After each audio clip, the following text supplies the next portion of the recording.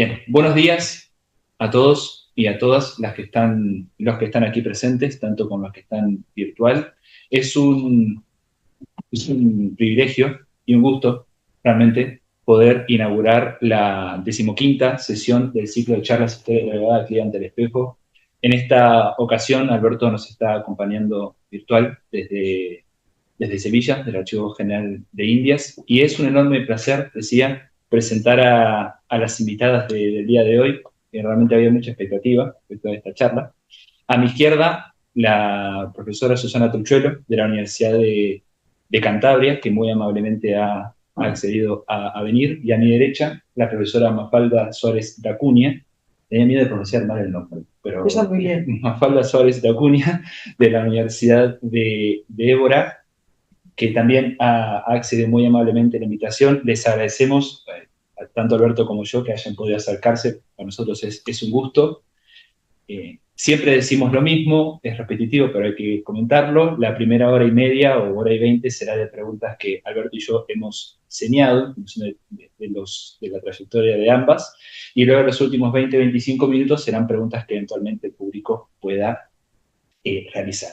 Asimismo, también hay que decir que esta actividad se lleva a cabo gracias al aporte de tres, vamos a decirlo, tres instituciones. En primer lugar, el Departamento de Historia Moderna de la Universidad Autónoma de Madrid, en segundo lugar, la Facultad de Filosofía y Letras, y por último, no menos importante, el proyecto Atlan Rex, cuyos investigadores principales son Manuel Herrero Sánchez, perdón, Cristina Bravo Lozano y Manuel Herrero Sánchez, perdón, que bueno, hace que este ciclo se pueda llevar a cabo.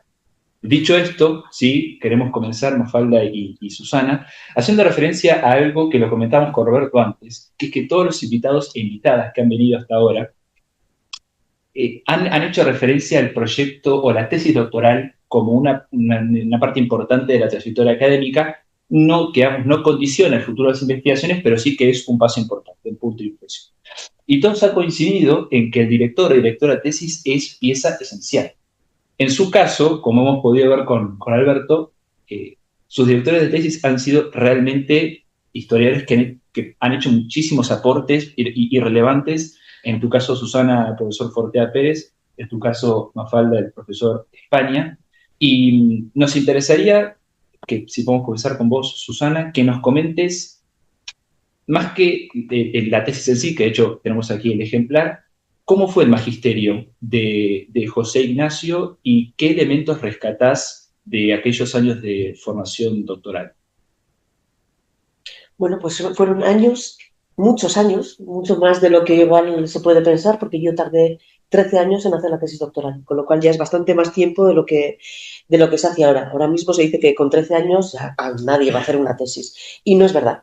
Es decir, la vida te llevaba por derroteros que podían ser, bueno, pues tenías que buscarte las alubias y entonces las becas vienen muy bien, se acaban, no has terminado la tesis, o has terminado un trabajo que tú piensas que es casi la tesis y te dicen, no, hombre, mejor si haces algo un poquito con mayor dimensión y mayor impacto, que fue mi caso, primero un estudio local y luego ya me cambiaron a los 5 años, dijo, igual puedes hacer una cosa más, con mayor impacto a nivel historiográfico. Y como no sé decir que no, que yo no que algunos ya sabes que no sé decir que no, pues dije, bueno, pues vamos a mirar toda la documentación nueva. Entonces, bueno, pues supuso el cambiar de tema de tesis con una línea temática que estaba más enraizada a lo que José Ignacio trabajaba en aquella época, que era bueno, relacionado con las Cortes de Castilla, y entonces comencé a trabajar sobre las relaciones de poder y representación política. No desde esta perspectiva que os estoy diciendo ahora, que eso no he ido madurando a lo largo del tiempo, pero a fin de cuentas sí era eso lo que comencé a trabajar. Y entonces su magisterio fue, bueno, darme mucho margen de trabajo, es decir, de búsqueda de documentación, es decir, nosotros hacíamos reuniones, no sé, cada 5 o 6 meses, básicamente cuando yo le llamaba, porque si yo me llamaba él, yo decía, algo ha pasado, ¿no? Era simplemente a ver cómo vas, y él veía que yo seguía haciéndolo, o sea, seguía haciéndolo durante largo tiempo, y entonces era un magisterio, bueno, continuo, pero bastante esporádico, pero siempre muy bien orientado. Me orientó muy bien hacia las estancias, es decir, cuando yo le dije que estaba dispuesta a hacer estancias de investigación en el extranjero, porque consideraba, sobre todo un tema como el que yo trabajaba, que era un tema, bueno, pues de un territorio específico en el que además no estaba tutorizada por profesores de allí, me parecía que era interesante pues ampliar mi perspectiva historiográfica hacia otras líneas. Y fue él quien me orientó hacia el Instituto Histórico Italo-Germánico en Trento. Me dijo, aquí yo creo que puedes tener una perspectiva historiográfica que complemente, pues, sobre todo igual la que él me podía dar. Me dio principalmente dos nombres para trabajar. Uno fue Antonio Manuel España y otro fue Bartolomé Clavero. Entonces los leí mucho, muy bien, y me costó mucho, mucho sobre todo a Clavero, el terminar de entender toda la complejidad de lo que ellos explicaban, pero me armó la cabeza y me permitió comprender muy bien qué era lo que yo quería estudiar o quería aprender. Y me permitió también entender luego a los alemanes, que son más difíciles de entender, que eran los que yo empecé a conocer en Trento a través de las traducciones italianas. Yo alemán no hablo, italiano pues es bastante más sencillo. Como no había IA, pues había que leerlo, que era lo suyo, y los libros pues también había que bajarse a expurgar abajo, donde tenían las revistas, uno a uno, porque no había índices en ningún archivo, en ningún ordenador. Estamos hablando de los años 90. Entonces, claro, ibas uno a uno, me interesa, no me interesa, y ahí están las citas en casa todavía. Entonces, José Ignacio me orientó muy bien hacia esas líneas historiográficas, y luego, bueno, cuando me iba perdiendo en algunas, como nos pasa a todos, en las redacciones o en los enfoques, pues te iba reconduciendo, siendo conscientes que la temática específica que yo trabajaba no era. Es decir, eres tú la que conoce el tema, que es lo que decimos ahora a todos los doctorandos. Tú eres el que mejor conoce ese tema de investigación. Pero si te vas perdiendo en el camino o no estás explicando bien la documentación que estás planteando, pues eso también se ve. Entonces, era el que te decía, esto está muy bien, ahora 2 páginas de conclusión. Y dices, bueno. Entonces, ahí, bueno, pues lo hacía bien. Es decir, eso es lo que ahí aprendí yo también, cómo se debe de tutorizar a los estudiantes bueno, para sacar lo mejor que ellos tienen. Entonces, bueno, pues fue una experiencia importante, porque yo creo que, bueno, pues me encauzó hacia unas líneas historiográficas que son, yo creo, muy adecuadas para trabajar, al menos lo que yo quería trabajar. En tu caso, Mafalda, ¿cómo fue la experiencia con Antonio en España? Maravillosa.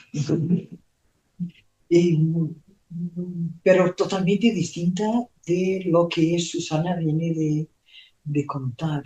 Porque en ese momento, bueno, yo he empezado a trabajar para el doctorado al final de los años 80, y Antonio, que estaba ya en la Universidad de Évora, porque hay un aspecto distintivo entre los sistemas españoles y portugueses, porque en ese momento la gente, los profesores eran contratados antes de tener su máster y mucho menos el doctorado.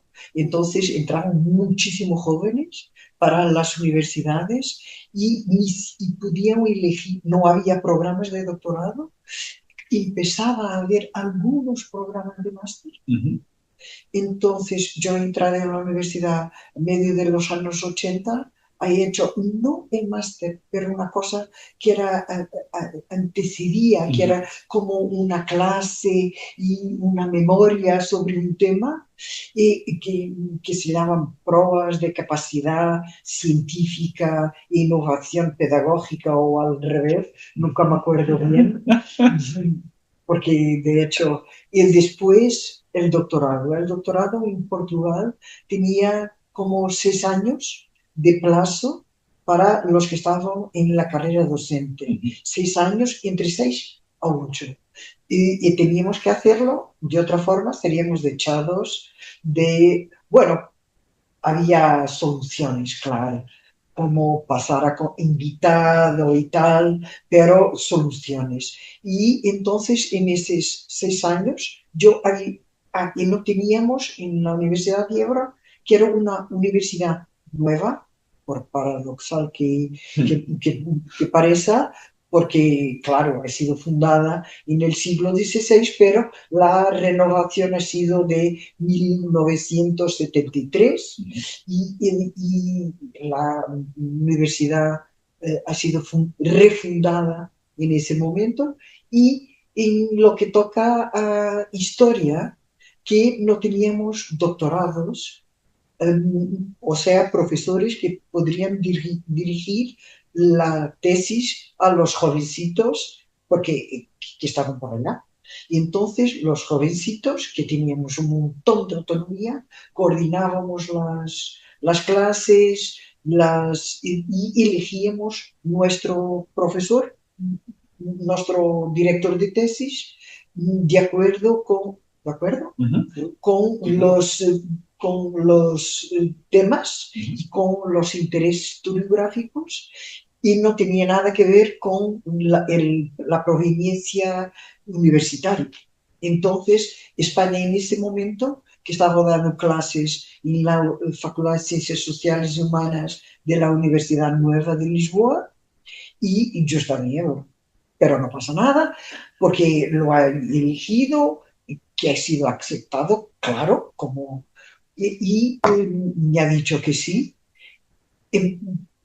Sin embargo, me ha dicho también que no sabía nada sobre nobleza, lo que no era verdad, pero no había tratado nunca en profundidad una monografía sobre, lo había hecho dentro de otro contexto teórico-metodológico en las vísperas de la Viata, y lo ha tratado de forma muchísimo amplia. Y Antonio, las más-valías, se dice, los aportes fundamentales de Antonio Manuel eran varios. Uno tenía que ver con su formación y su capacidad de innovadora. O sea, tenía ideas, venía de la historia del derecho y tenía propuestas totalmente en contra lo que se hacía tradicionalmente en Portugal en la época moderna. Entonces ha promovido una renovación de la historia institucional portuguesa, y ha explicado que, bueno, en el marco de una historiografía que se diseminaba en Europa, particularmente en la gente que estudiaba la monarquía hispánica, o sea, historiografía italiana, española, pero también holandesa, holandesa no, alemana, con la experiencia de la historia del derecho, bueno, y francesa, tenía muchos contactos y impuso una visión totalmente distinta de lo que era el Portugal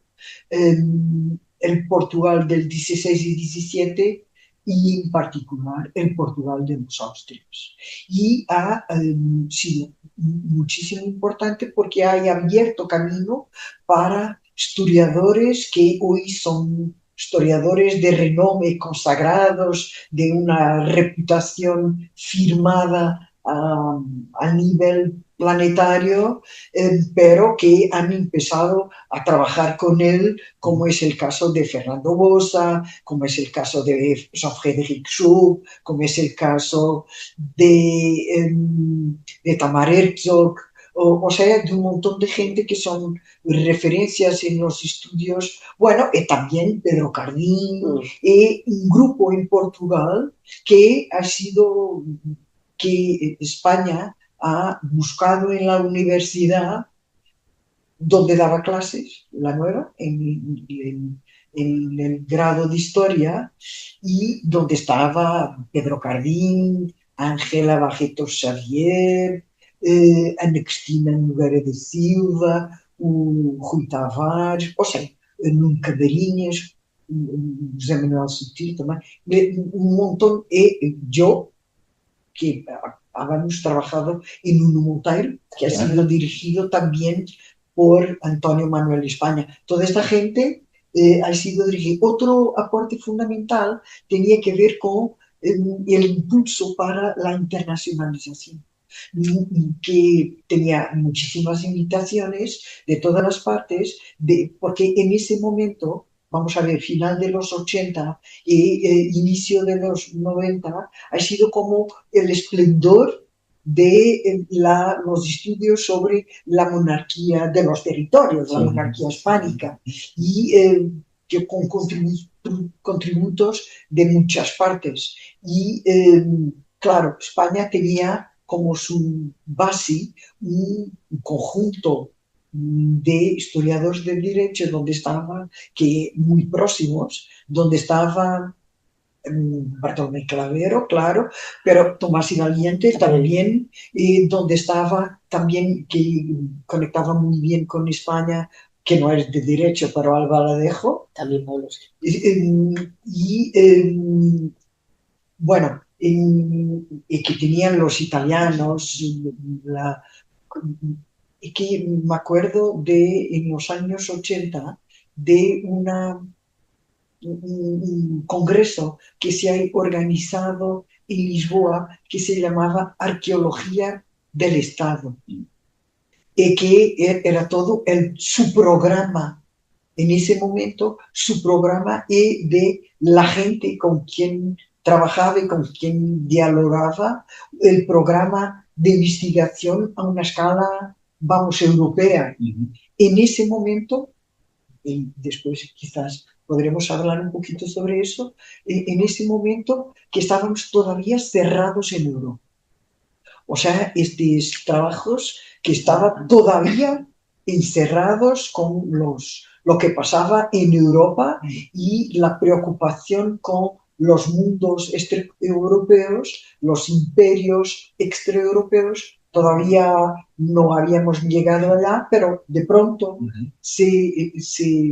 entonces, se pasó a preocupar, sobre todo también porque España, Antonio Manuel, ha sido invitado para coordinar la comisión de celebración de los descubrimientos portugueses, que hacía 500 años del camino marítimo para India en 98, después del encuentro de Brasil en 1500. Entonces, eso le dio mucho contacto con otras historiografías y otras academias, otras formas de hacer otros contenidos, y ha sido una revolución dentro de la revolución que hay impartido sobre estos temas de la arqueología del Estado, o sea, de cuestionar del paradigma del Estado, de la aplicabilidad del paradigma estadual a las realidades políticas, bueno, más bien ibéricas en ese momento. Quizás que estoy... el doctorado. Entonces, el doctorado. Porque todo eso hacía parte de un caldo que lo hacía un personaje extraordinariamente atractivo. Y además, Antonio Manuel tenía una energía vital y era muy gracioso y un sentido de humor fantástico. Entonces, trabajar con él era además un placer, porque estábamos riendo todo el tiempo y era, claro, muy atento, sobre todo del punto de vista conceptual.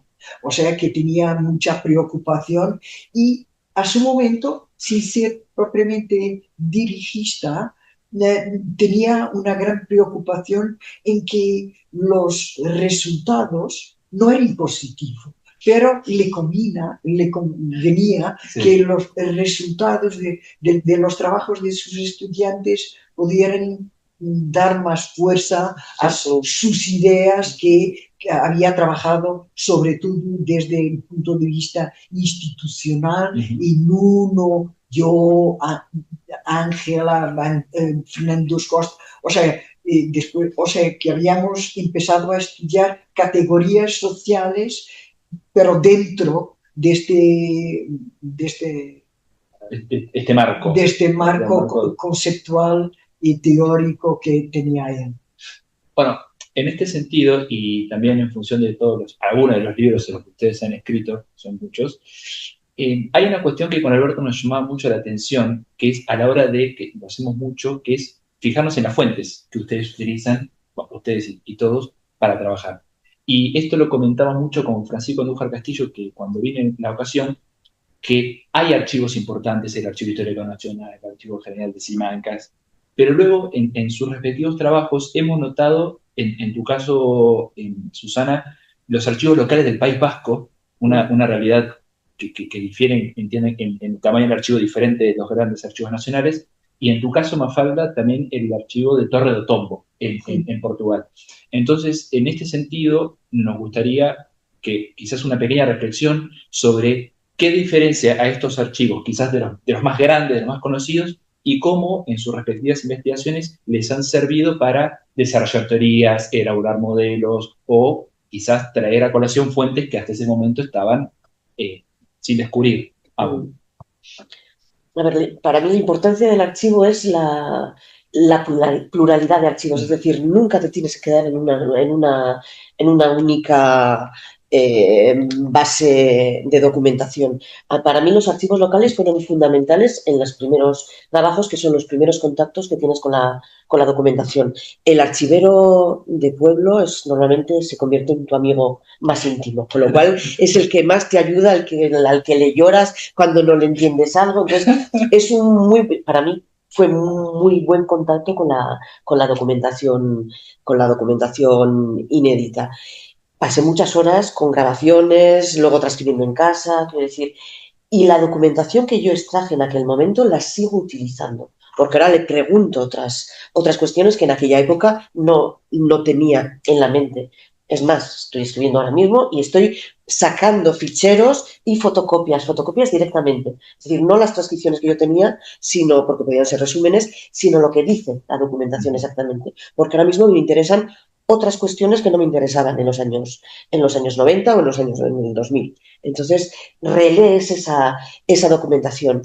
Pero con el paso del tiempo, a lo que puedes alcanzar, el resultado que te da la investigación o el tratamiento de esos documentos, necesitan complementar con otro tipo de documentación. Entonces, por lo menos yo en mis distintas fases investigadoras, partiendo de los estudios de las fuentes locales, de los archivos principalmente, de los archivos municipales y también de protocolos notariales, yo la documentación judicial he trabajado menos, yo fui ya a los grandes archivos a perderme, como hemos hecho todos o como haréis todos cuando vayáis a Simancas, disfrutéis de entrar en el gran archivo que nosotros tenemos y tengas que empezar a buscar documentación. Entonces hay veces que, claro, si vacías una sección es más sencillo, pero si vas a responder a preguntas concretas sobre acontecimientos o sobre problemáticas o procesos que tú estás analizando, pues tienes que pasar muchas horas para igual no encontrar nada. Entonces es necesario primero leer las guías de los archivos, aquellas que aprendíamos en la carrera, preguntar a todos los archiveros y luego ahí es donde te vienen muy bien estos congresos, estos cursos donde conoces a mucha gente, sobre todo que están investigando, no los seniors, que normalmente no son accesibles a ese nivel, pero sí los jóvenes investigadores que tienen exactamente tus mismos problemas. Entonces, una vez que compartes con ellos tus temas de investigación y los problemas que a ti te preocupan, te abren un poco la perspectiva hacia dónde puedes localizar información para que te complemente y te dé cuerpo a ese problema que tú estás investigando. Y para mí el complemento fue el Archivo General de Simancas y el Archivo Histórico Nacional, consejos suprimidos. Entonces ahí depende dónde tienes que ir. Yo tuve la suerte que desde los años 80 el gobierno vasco llevaba a muchos becarios a ir vaciando legajos y legajos buscando topónimos y apellidos vascos. Y entonces era una proporción ínfima la que estaba recogida, o sea, se paralizó en los años 90, pero bueno, hay una base de datos, Badator, que está ahora mismo a la que acudimos muchos porque nos viene muy, muy bien, es verdad. Y entonces yo directamente acudí a esa base de datos para buscar, bueno, para buscar temáticas que me complementaran conflictos o problemas que ya había localizado yo desde el punto de vista local y que luego se complementaban con lo que decía la Corona, con la documentación que se había remitido a los consejos reales y que estaban albergados en esos archivos. Y el otro archivo que para mí fue fundamental fueron los archivos provinciales, porque una vez que trascendí del estudio más de ámbito local a un estudio de tipo más de construcción política territorial de un espacio definido como provincia, pues ya tuve que ir a un archivo ya provincial en el que me encontré con otro tipo de documentación diferente a la que, bueno, pues tuve que abordar bueno, pues desde otras herramientas que no son las que utilizas en los archivos locales. Entonces, esas 3 escalas que son 3 escalas en las que yo me sigo manteniendo. Son mis 3 escalas de análisis, la local, la provincial y la de las instituciones regias, que me permiten ver las otras muchas escalas intermedias que existen, pero que a nivel archivístico, como estás determinado por esa organización que no es nuestra, sino que es de los archiveros, pues bueno, a partir ahí es donde yo me ubiqué. Una vez que entiendes la importancia de la internacionalización, que, bueno, pues a medida que vas investigando, ves que tienes que ampliar tus perspectivas hacia cómo se resuelven estos mismos problemas en otros espacios, en otros espacios políticos, pues acudes a otros archivos.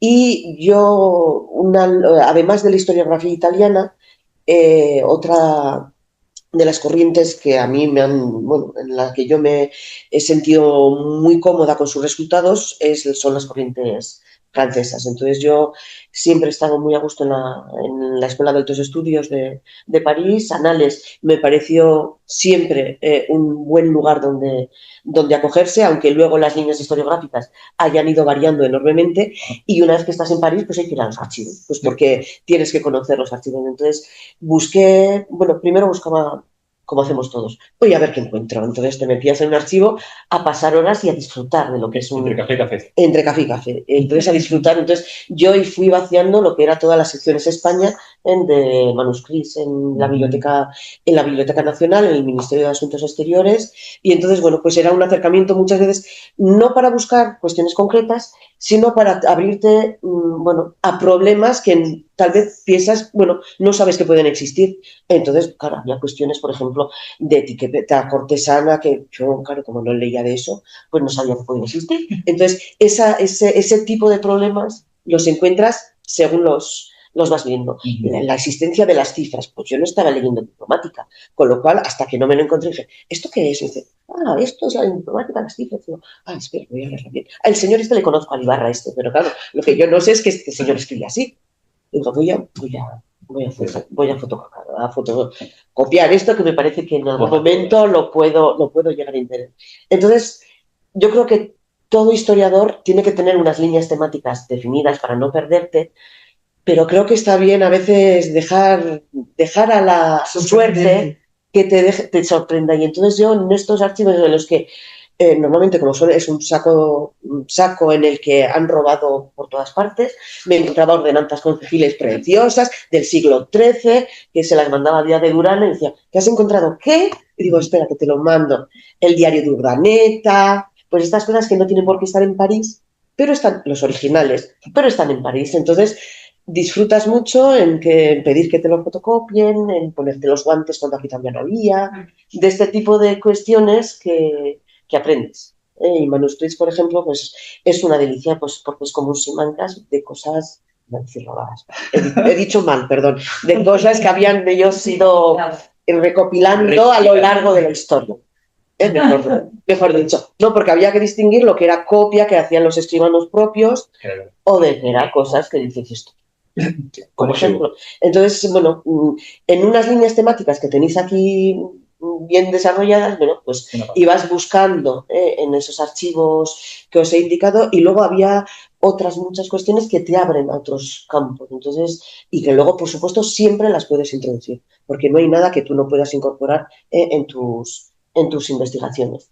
Entonces seguro que se me ha olvidado algo, pero básicamente esas han sido mis fuentes base. En tu caso, Mafalda, ¿cómo fue la experiencia? Sobre todo por los archivos portugueses.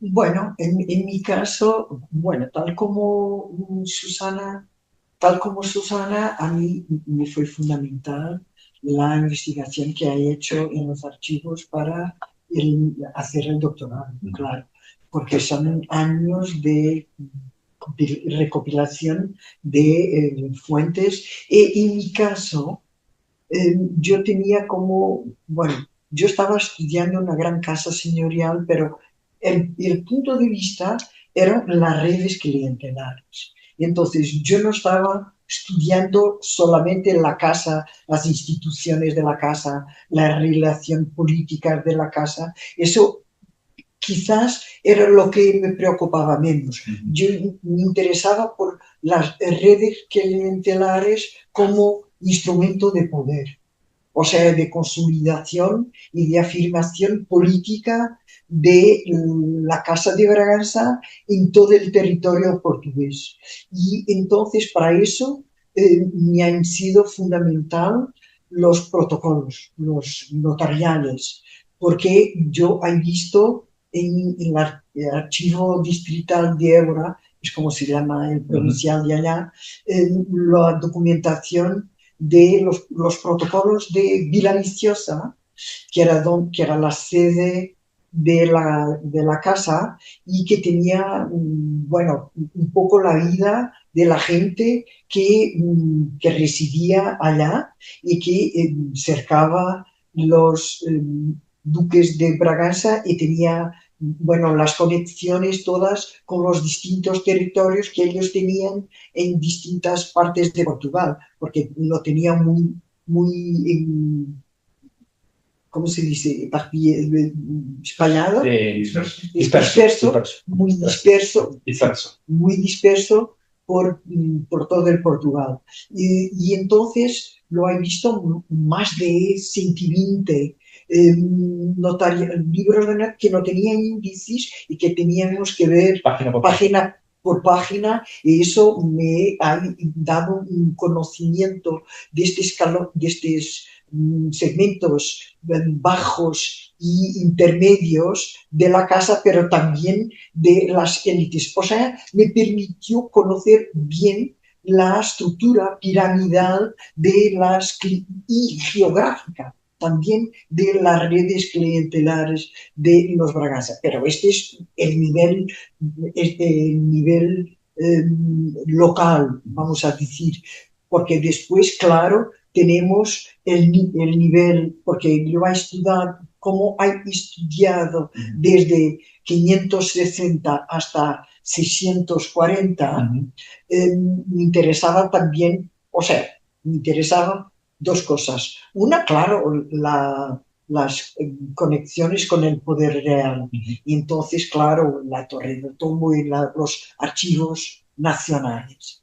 Claro que sí, que eso me interesaba, y me interesaba también el archivo de la Casa de Braganza después de 1640, porque antes casi todo se ha perdido.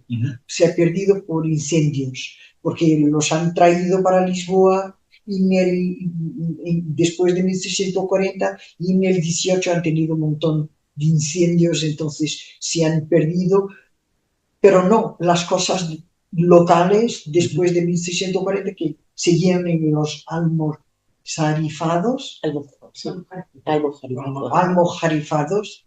y han venido solamente en los años, en el siglo XX, entonces que están allá. Y entonces yo tenía el local, que eran los protocolos, tenía la casa, la documentación de la casa, y después en los archivos centrales, en que la Torre do Tombo tenía importancia, pero también Simancas, porque para nosotros en ese momento también Simancas. Y bueno, las indicaciones que muchos compañeros nos han dado, sobre todo compañeros españoles, como es el caso maravilloso de Fernando Bosa, que estaba siempre haciendo sugerencias sobre cosas que ver, cosas que había tenido conocimiento en distintos archivos que si no fuera Fernando no tenía ni idea. Es una entonces, claro, muy grata por eso. Y eso, los archivos poco conocidos.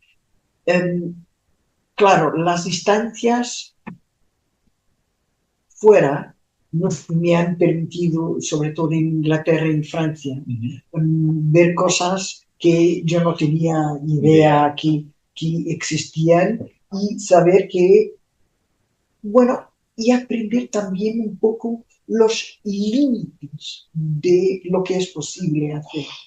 Porque yo creo que la construcción de una trayectoria investigadora tiene que incorporar los límites y tiene que comprender que tiene que manejarlos muy bien y justificarlos muy bien, pero tiene que tenerlos interiorizados, porque de otra forma lo hará mal.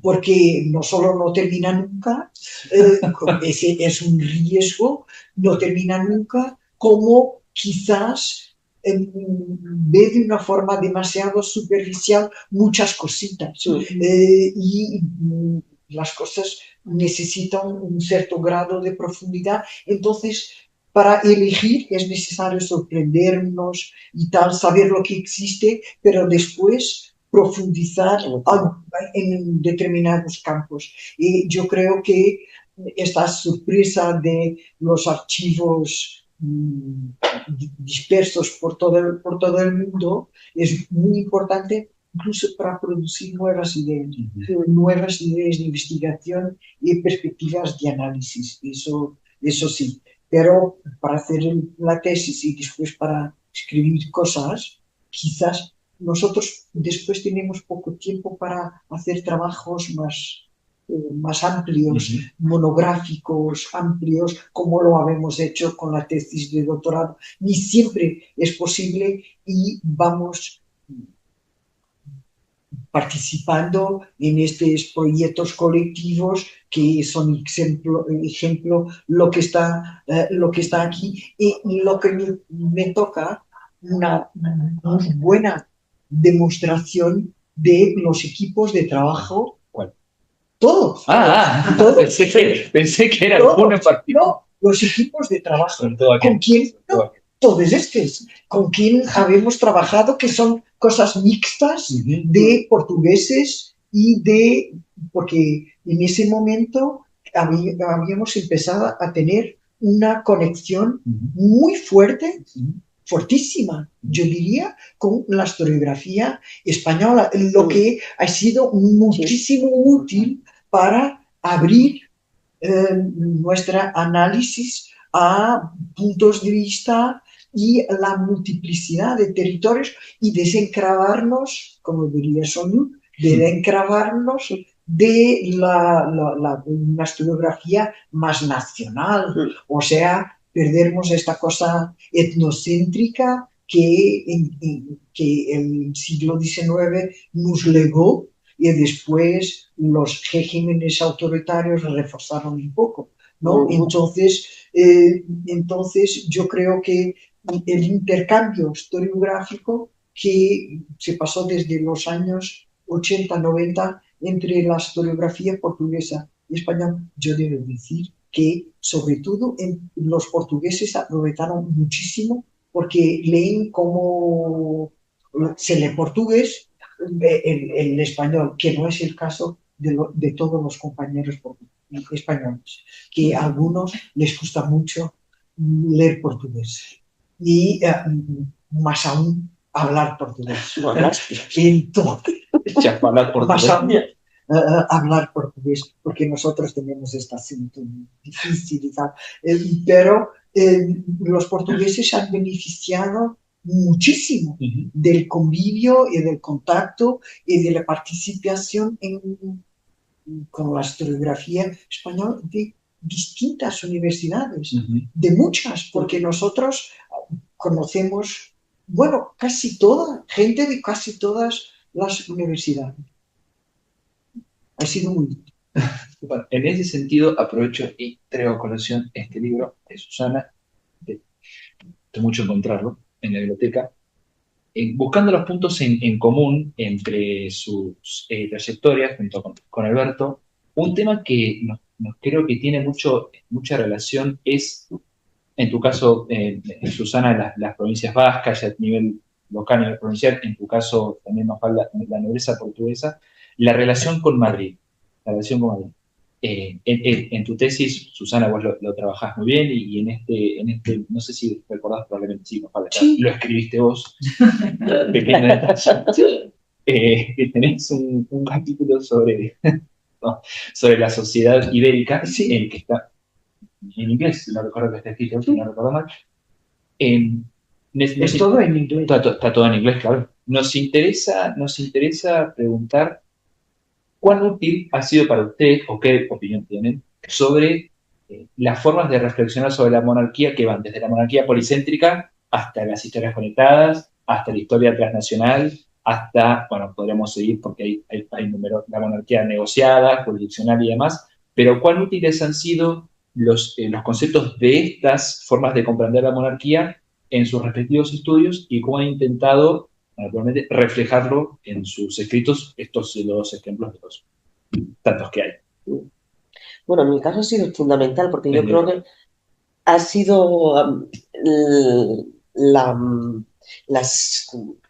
las perspectivas historiográficas que yo he adoptado a la hora de asumir ese reto de ver cómo se articulaba la gobernanza en un territorio periférico, o en un territorio, mejor dicho, de frontera, y en el que el poder real tenía una influencia, iba a decir determinante, no determinante, sino consensuada. Entonces, había todo un conjunto de escuelas historiográficas que había que leer y había que conocer para pensar si me servían o no para explicar lo que yo veía en la práctica política.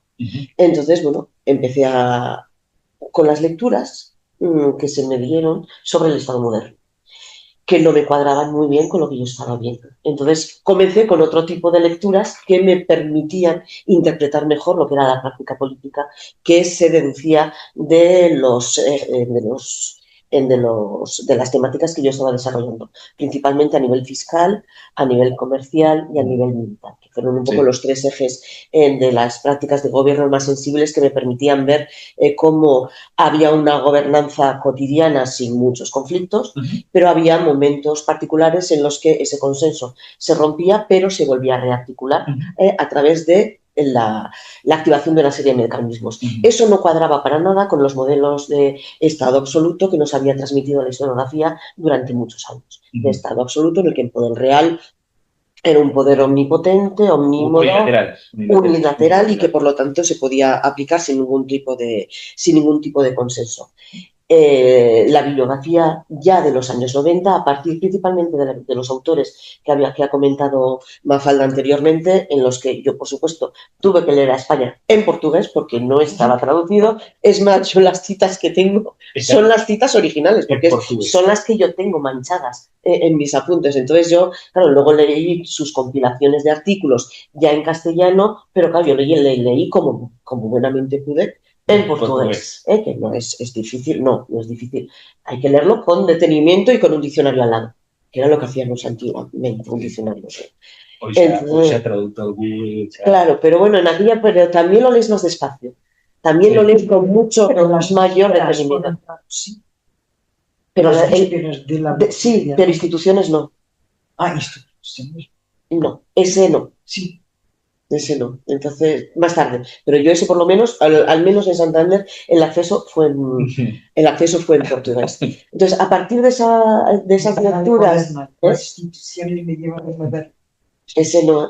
Y ese fue mi base de primeras. A partir de ahí es donde me deconstruyó el gobierno municipal, entonces tuve que aplicar otro tipo de... Previo a las vísperas. Sí, por ese... Sí, por eso yo empecé con ese.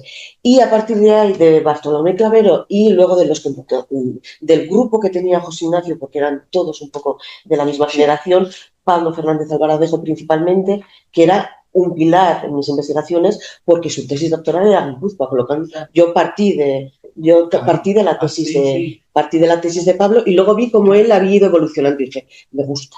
Digo, no sé si yo no puedo hacerlo, pero voy a ver un poco cuáles son sus lecturas. Es decir, uno tiene que ir viendo cuáles son. Entonces, a partir de ahí, pues vamos reconociendo Arras, en la Königsberg, vas leyendo y vas entendiendo el modelo de monarquía que ellos están definiendo. A mí los términos no me han importado nunca, es decir, no quiero que se me reconozca historiográficamente porque he acuñado un nuevo paradigma historiográfico. No tengo ningún tipo de pretensión en ese. Entonces, yo suelo poner, además, siempre que trato estas cuestiones, agregada, compuesta, luego pongo la nota a pie de página con su referencia correspondiente, luego llegaron los policéntricos, también los incluyo, porque además el término policéntrico a mí me gusta particularmente porque me reproduce muy bien todos este puzzle que estaba sin hacer. Entonces es un término que cuando lo acuñaron, se acuñó dentro de la red columnaria, yo me sentí muy identificada con ese término. Luego con las explicaciones de Manuel también, de Manuel me han permitido reconciliarme con lo que yo estaba viendo y luego me daban un aparato teórico magnífico para que yo pudiera reinterpretar mis propias fuentes. Entonces nunca he hecho un paradigma de los nombres.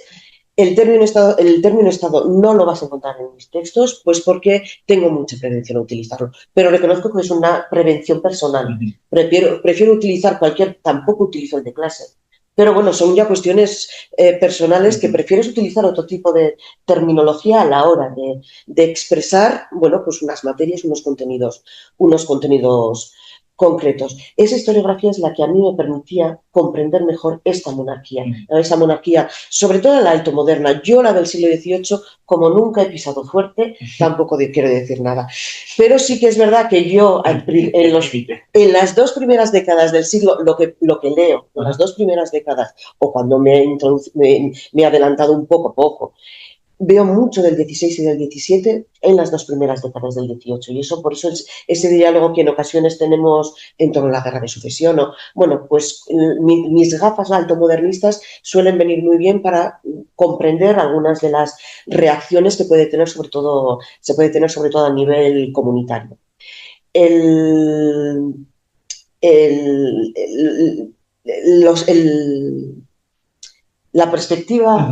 Esa perspectiva policéntrica, yo creo que a fin de cuentas es la que a mí me permitió integrar mis estudios en un contexto mucho más amplio, claro, que es lo que el que tiene también en otro librazo. En ese librazo, y por lo tanto entender lo que era un estudio de un territorio concreto y sus relaciones con la monarquía, poder compararlo dentro de las relaciones que se plantean en otros territorios de la monarquía.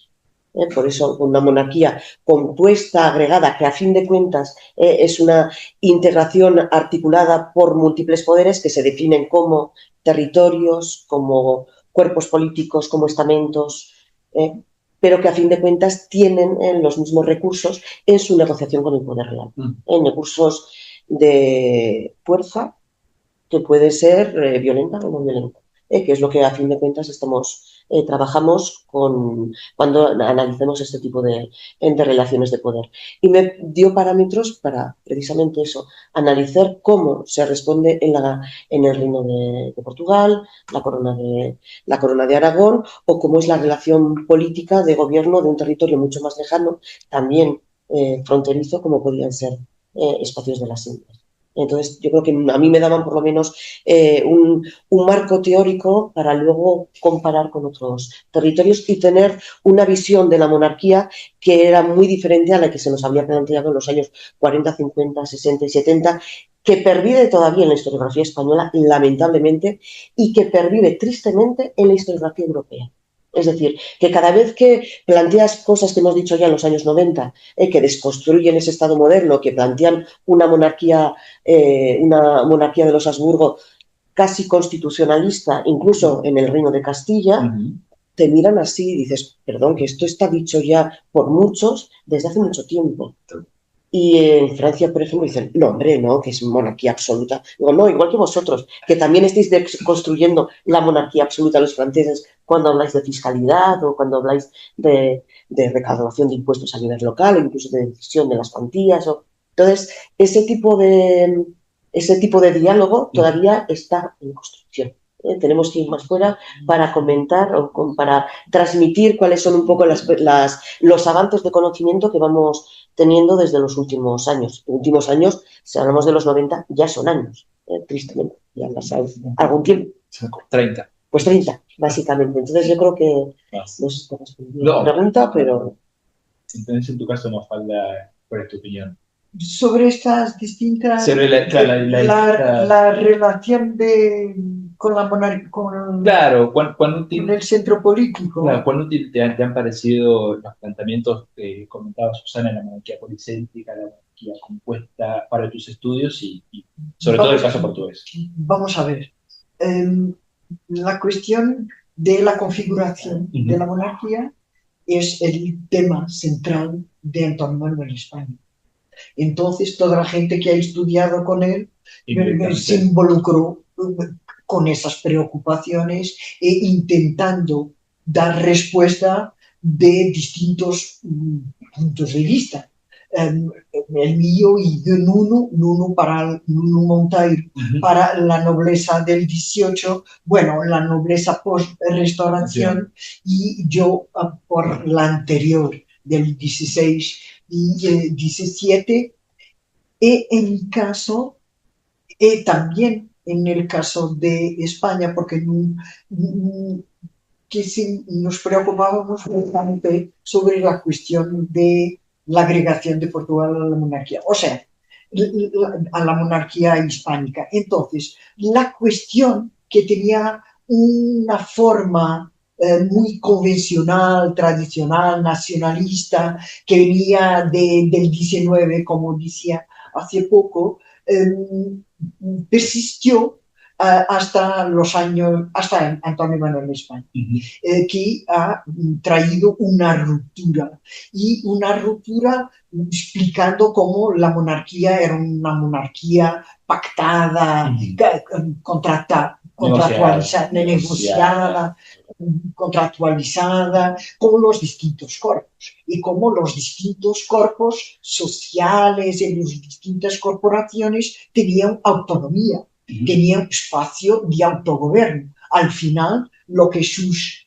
vamos a decir, discípulos de España habíamos hecho es estudiar estas distintas, la autonomía de estas distintas corporaciones, la nobleza, los magistrados, los juristas, la guerra con Fernando dos Costa, la cultura política con Pedro y Ángela, la racionalización del espacio al inicio con Ana Cristina. O sea, habíamos trabajado en torno a ese gran marco de revisión historiográfica y además que España propuso y que España propuso en articulación con los más grandes historiadores de ese momento en España, hispanistas y hispanistas en distintas partes del globo, sea América, sea Gran Bretaña como Eliot, América como el caso de Stuart Schwartz, o sea en Francia con Bernard Vincent, o después con Jean-Frédéric Chauve, o en Italia con Benigno, con un montón, con Giovanni Muto, con un montón de gente, Mozzarella, todavía Mozzarella, Musi, Aurelio Musi, o sea, un montón de, porque me acuerdo de esta gente toda reunida, toda.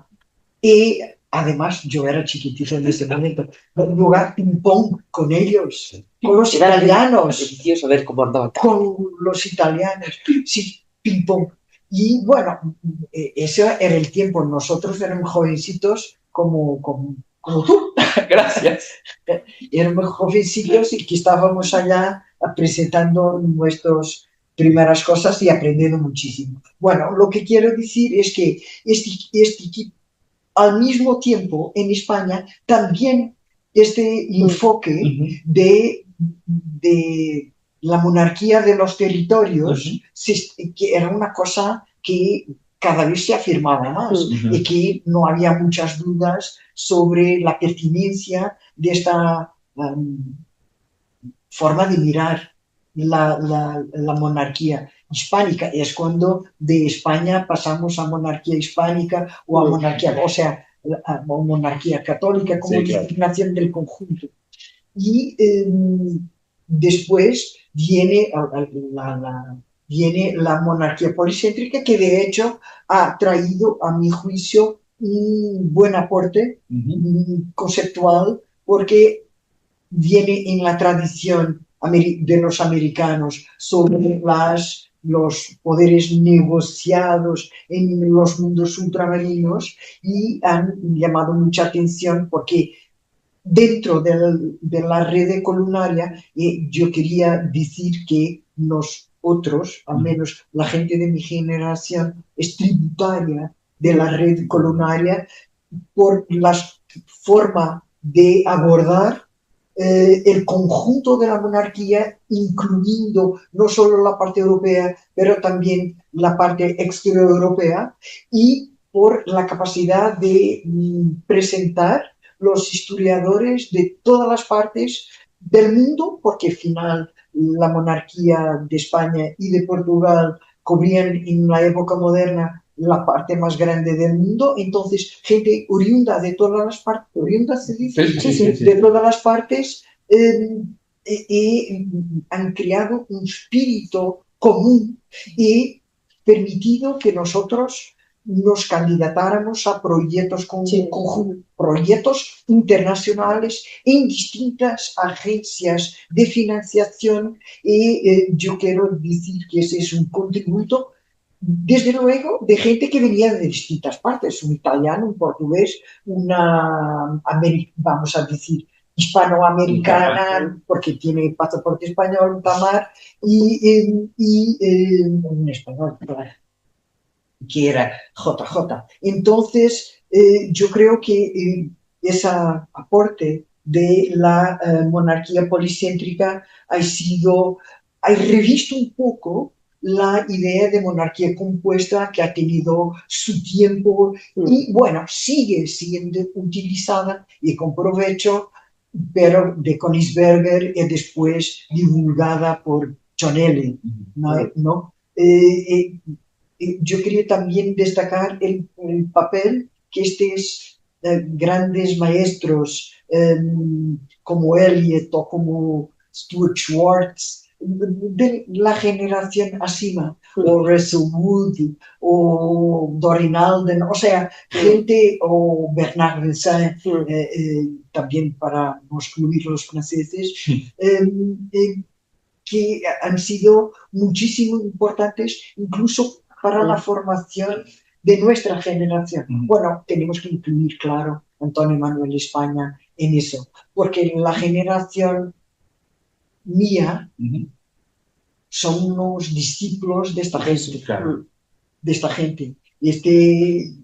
Bueno, entonces, esto para decir los conceptos de monarquía compuesta, policéntrica, agregada, yo creo que son útiles, pero hay que adaptarlos y utilizarlos con sentido desde los temas que nos interesan, porque no son aplicables a todos. Y hay que utilizarlos con propiedad, de forma adecuada. Bueno, en este... en lo que toca la relación con la Corte de Madrid. En mi caso... quiero preguntar después porque tengo muchas preguntas al respecto. Entonces me calmo. Tengo demasiadas preguntas al respecto. Que aparte es demasiado para preguntar. Sí hay una cosa que nos interesa mucho y que queremos tratar, dado que estamos en el marco del proyecto Atlanrex, que es por ejemplo, en tu caso, ahora hacemos una pregunta un poco más particular, en tu caso, Susana, las provincias vascas, Guipúzcoa, sobre todo, que es el tema que más has analizado, por lo que hemos podido leer, la conclusión que podemos sacar es que era al mismo tiempo una región fronteriza, periférica, podemos decirlo, pero que tenía contacto con el comercio americano, el interior castellano y comerciantes, podemos decir, protestantes, ¿no? Que vos lo comentás en tu texto. Entonces, en este sentido de pensar a Guipúzcoa como un enclave relevante en términos de la economía, una pregunta muy general. ¿Qué pistas nos da esa provincia de Guipúzcoa en términos de circulación de sujetos, circulación de ideas y también en ciertas exenciones fiscales que la monarquía otorgaba en función de esa posición estratégica? Pues precisamente es un entorno que lo he ido madurando a lo largo del tiempo, es un entorno que permite, que fomenta mucho la circulación, pero también fomenta la no circulación. Precisamente con los 20 años de la conmemoración de los 20 años de la red columnaria, la red columnaria ha fomentado en los estudios comparados de la circulación en ese imperio tan vasto. Y le han querido dar una vuelta de tuerca y en diciembre el congreso que hicimos era sobre las circulaciones impedidas. Es decir, verlo desde la otra cara de la moneda. Bien, este es un entorno, el término periférico ya sabes que también es como de esos términos que gusta poco, porque periférico es como que está, no, porque es un espacio muy central, está muy cerca de la monarquía, solo que es el caso de las policéntricas. Claro, la cuestión está muy cercano, pero no, es decir, no sería periférico, sino que sería fronterizo, y ese término, esa cuestión de la frontera marca la política interna y la política externa, sea con el poder real o sea con los otros espacios con los que está conectado. Entonces, esas circulaciones marcan a la vida del propio territorio, porque es un territorio marítimo que vive hacia el exterior, que siempre ha vivido hacia el exterior, con lo cual se mantienen los contactos acuñados en el periodo medieval y en el inicio del periodo moderno, con lo cual los contactos con el Atlántico cercano y el Atlántico más lejano y con el Pacífico se van consolidando y van configurando también la propia idiosincrasia que tiene un territorio continental europeo. Y eso es lo que favorece que se vaya articulando junto a muchas otras cuestiones de naturaleza mucho más política, que son las que permiten la definición de ese territorio como un territorio con una capacidad de gobierno mucho más definida y amplia que otros territorios de la monarquía, que se consolida a partir de ese consenso, de esa negociación, en ocasiones difícil, en muchas ocasiones un consenso difícil, pero sí fueron elementos de circulación, de apertura hacia el exterior que permiten dotar de una naturaleza propia ese territorio y que el monarca reconociera esa naturaleza propia. Por ejemplo, esa exención fiscal y comercial, que es uno de los elementos consustanciales a los habitantes de ese territorio. La exención fiscal, que es importante en el contexto de los siglos XVI y XVII. Y recuerdo también que leíamos con Alberto cierta flexibilidad en términos de con quién comercio, en términos de religión, con quién estoy comerciando, ¿no? En la práctica, en la teoría no, porque eran los más ultracatólicos y los más nobles e hidalgos que podía encontrar. Pero, como siempre, hay que distinguir la teoría de la práctica, hay que el análisis, la investigación histórica nos ha llevado a valorar la importancia de los discursos y la importancia de las palabras. Una cosa es lo que dice la práctica política con la incorporación de protestantes en el comercio sin ningún tipo de problema, y otra cosa es lo que te vienen en los memoriales, en los discursos políticos que ahí se llevan a la corte, por una parte, o en los discursos políticos, en los memoriales que aparecen o se discuten a nivel local, que el rey usa. Entonces, ese tipo de prácticas políticas son los que nos dan el pulso de cómo era la gobernanza de una monarquía tan compleja como era la monarquía católica, que estaba integrada por católicos y por gente que podía ser mucho más pragmática en su práctica cotidiana. Entonces, viene un poco a, pues matizar muchas cuestiones que la historiografía daba por supuestas, de que son todos, y sobre todo los vascos, son todos católicos, hidalgos, los protestantes han sido expulsados. El igualitarismo vasco, incluso exactamente, todos. Entonces, esa nobleza particular que va surgiendo, que es defendida a través de discursos que no son singulares de esos territorios, sino que hay que contextualizarlos con otros discursos de nobleza que están surgiendo paralelamente en otros espacios, que marcan, bueno, lo que quiere marcar este territorio en el contexto de esa monarquía católica, que es su preeminencia y su singularidad, que es lo que le aporta una singularidad fiscal, básicamente, y comercial. Entonces, esos discursos y esas prácticas se marcan dentro de lo que es la práctica política y los discursos políticos propios de la época. Y de eso hemos aprendido mucho viendo esos discursos, por ejemplo, de nobleza, que se van desarrollando en todo el continente europeo. Porque son discursos de desigualdad sobre los que se sustenta el antiguo régimen. Pero esto se llega, bueno, después de leer mucho de base y después de leer mucha bibliografía y de charlar mucho con la gente que sabe mucho de estas cosas. En tu caso, en Mafalda, uno de los temas que más leíamos con Alberto, bueno, hay muchísimas preguntas para hacer de la nobleza portuguesa, pero hay una que realmente, a mí particularmente me interesó mucho, que es esa nobleza que vos analizás que va a servir, ya sea en Brasil, en África o en su efecto en las posiciones de Asia. Y una pregunta que realmente es hasta curiosidad personal es cuán útil en términos de, perdón por mi portugués, pero fama y proveito, cuán útil fue para esas noblezas, para esos fidalgos, haber servido en estas posesiones portuguesas allende los mares. ¿Cómo los redundó en beneficios una vez que regresaron a Portugal? Ha sido fundamental, porque ellos han tenido remuneraciones de servicios, o sea, los servicios más importantes que tenían para presentar para renovar sus mercedes, sus distinciones, eran los servicios que habían prestado al rey. Y fueran los servicios en la corte, que el espacio de servicio más relevante era el imperio, lo que es muy distinto de la monarquía hispánica, porque en la monarquía hispánica yo creo que hay la aristocracia, tiene otros espacios de servicio. Te explico de una forma más cronológica su evolución.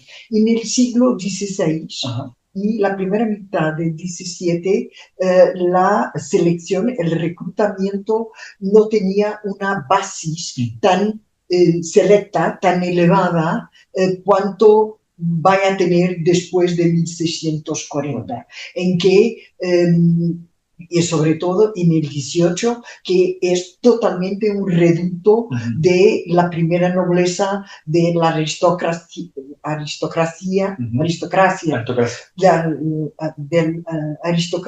o sea, de los grandes de Portugal. Y los grandes de Portugal, con la excepción de los duques, todos han tenido trayectorias de gobierno ultramarino.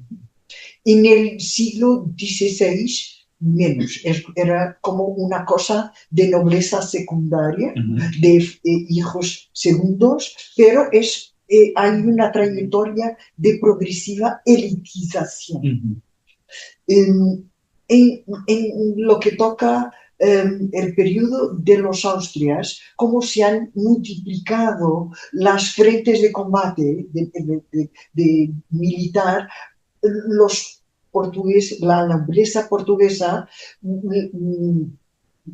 prefería combatir y después en el periodo de la restauración prefería combatir en Europa, eran guerras más dignas y mejor remuneradas, los servicios mejor remunerados, que ir para partes tan distantes y tan incómodas, porque ellos no les gustaba.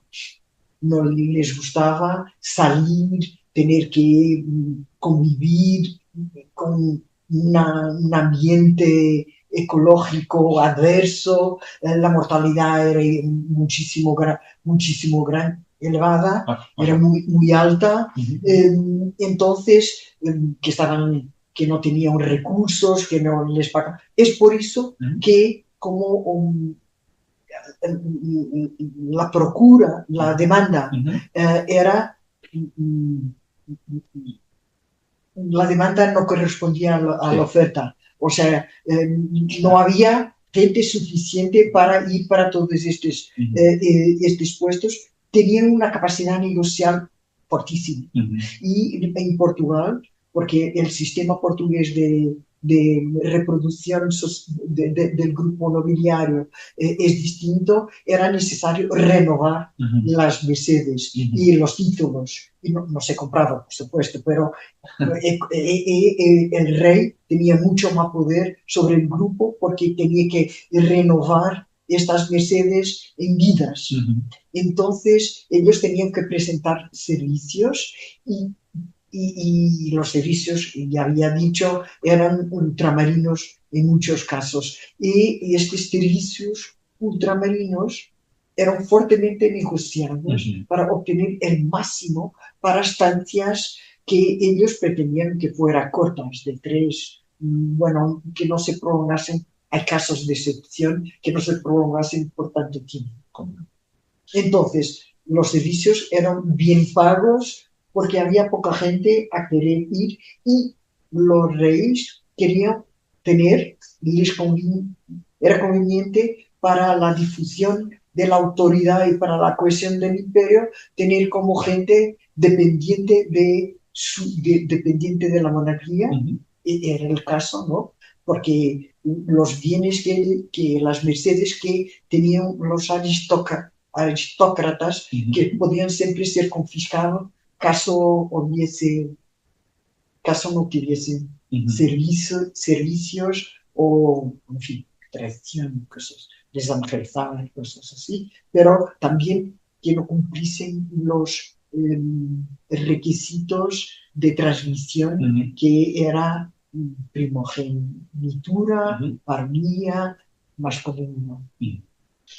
Bueno, en ese sentido también hay otro tema en común que me gustaría tratar, al menos brevemente, que esto lo comentamos con Antonio, perdón, cuando vino Antonio Álvarez Osorio, de la importancia de estos proyectos internacionales, que lo comentamos con los proyectos internacionales. La red columnaria, que lo comentamos, pero hay uno en la que ambas participaron, que es el proyecto Resistance, que, si no recuerdo mal, 2018-2024, creo, 6 años, 6 años. Y en ese sentido tengo dos preguntas, también en términos generales. ¿Qué significó para ustedes, en términos más allá del respectivo rol que tuvieron en términos organizativos, burocráticos, qué significó en términos de conocimiento, puesta en contacto con otros investigadores y sobre todo en términos de, la producción derivada o en el marco de ese proyecto de, vos tenés un libro, Susana, que coordinaste con Tomás y con Marina, si no recuerdo mal, y en el caso de Mafalda, un libro sobre resistencias en el Imperio Portugués, un gran libro también, pero ¿qué significó en esos términos, ¿no? El proyecto, sobre todo porque duró 6 años, fue extensísimo. Por la pandemia. Por la pandemia, sí, era de 4. La pandemia nos ha comido 2 años. Me había olvidado la pandemia, claro. Es de movilidad, es un proyecto de movilidad. Es de movilidad. Entonces nos podíamos salir. Perdón. Y cuando podíamos, tampoco igual queríamos luego al final decir, no esto porque estamos todos con miedo. Estoy muy inmerso toda la pandemia.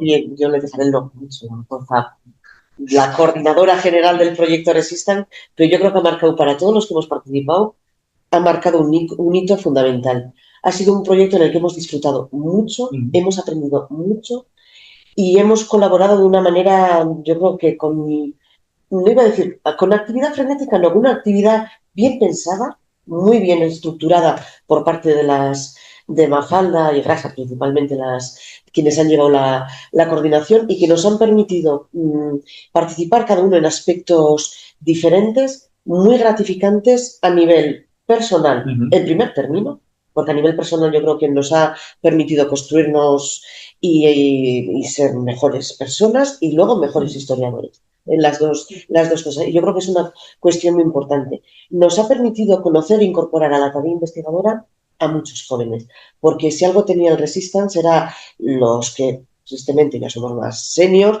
también hemos participado muy activamente, pero lo que hemos querido es que los jóvenes que iban incorporándose a las tareas investigadoras participaran de las actividades y sobre todo de las misiones y de las instancias. Entonces se ha creado una red común de colaboración en la que ha generado unos resultados materializados, como bien has dicho, en publicaciones, muchas publicaciones. Bueno, pues porque somos trabajadores y queremos, es verdad, y en general Era mucha gente. Era mucha gente, pero muy trabajadora también, ¿eh? La gente en general, la gente escribimos Eran mucho. muchos, pero trabajaban. Sí, yo creo que se ha trabajado mucho y muy bien.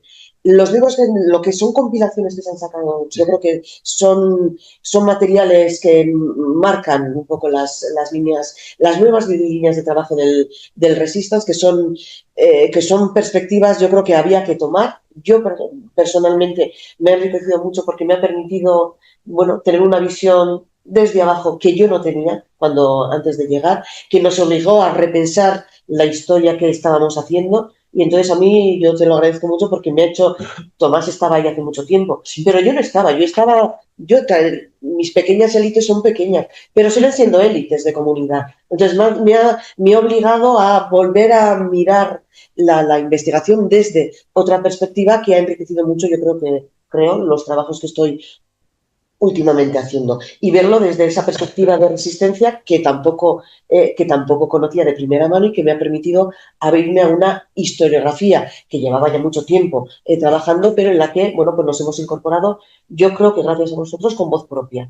Entonces, los resultados yo creo que han sido magníficos para todo el conjunto de participantes y algo que en las últimas reuniones, que ya podrás profundizar tú, que se ha marcado como uno de los grandes éxitos también del Resistance, que es la difusión y la transferencia a un nivel no solamente académico y científico, sino también a un nivel de divulgación en niveles de institutos, de niños, de senior, de ciudadanía a nivel general a través de, bueno, pues del INCOMIC, de exposiciones, de publicaciones en periódicos, recursos audiovisuales, eso que nos costaba muchísimo hacer, ponerte aquí delante de la cámara y decir algo comprensible para todos los públicos.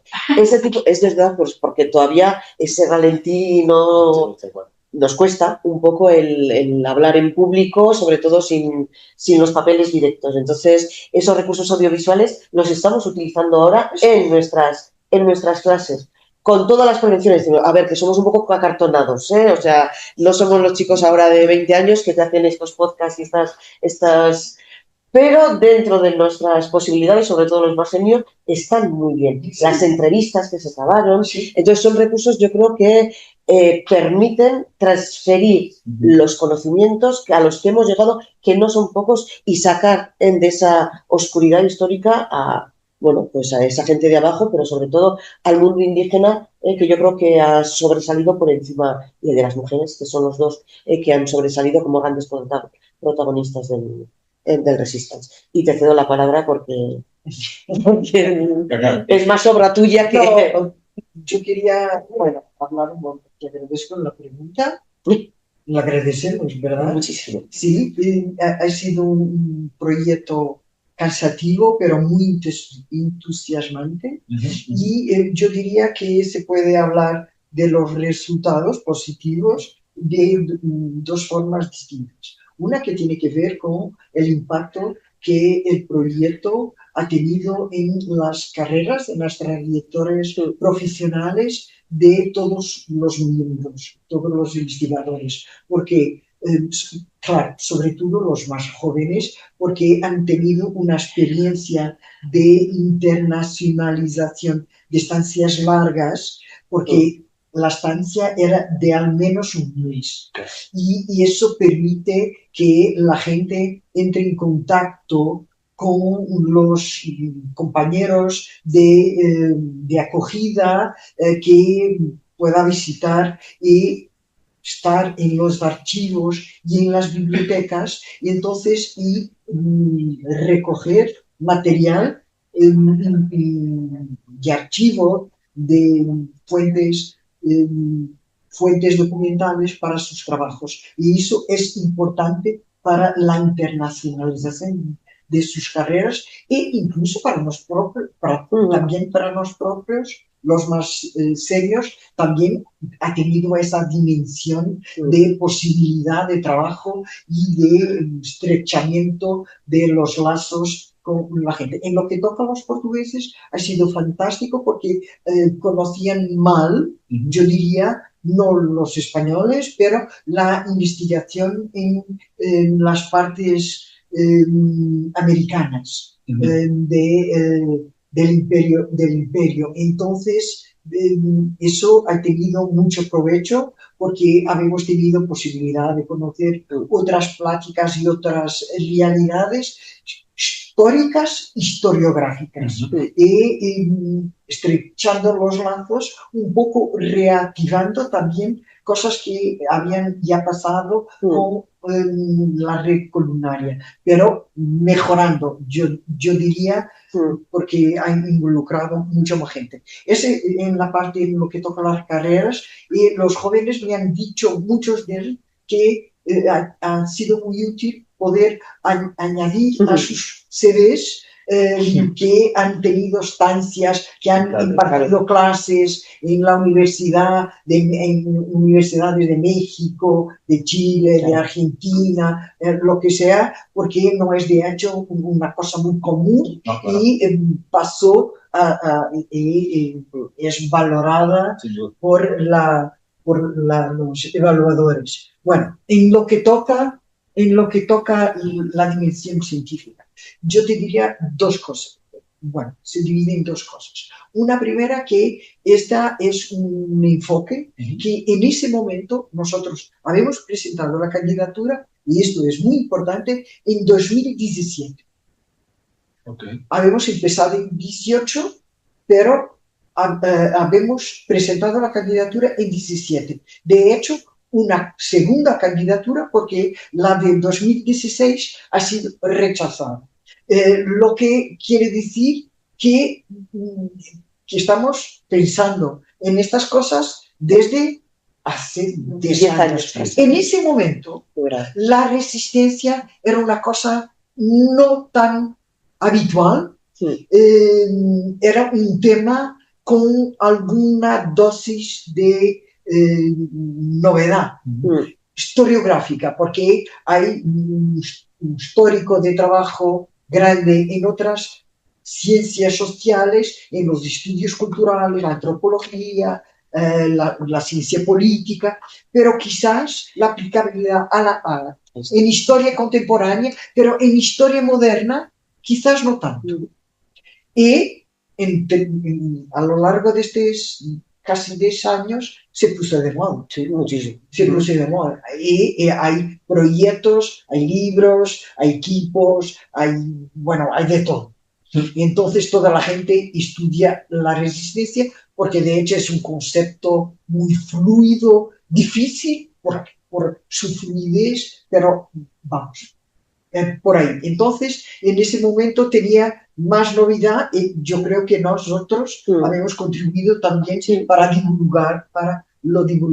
Y después, porque la resistencia la llevamos para otros enfoques, no solo la habitual, la tradicional, que es la violenta, la que existe en los espacios públicos, con enfrentamientos violentos, fuertes, de grupo, pero también la disimulada, la cotidiana, la menos visible, la invisibilizada, que es tributaria de la gente de antropología cultural. Bueno, entonces, que de esta parte que habíamos traído, de hecho, yo creo que novedades importantes, porque habemos podido revisitar, releer los trabajos que en su momento, los años 90,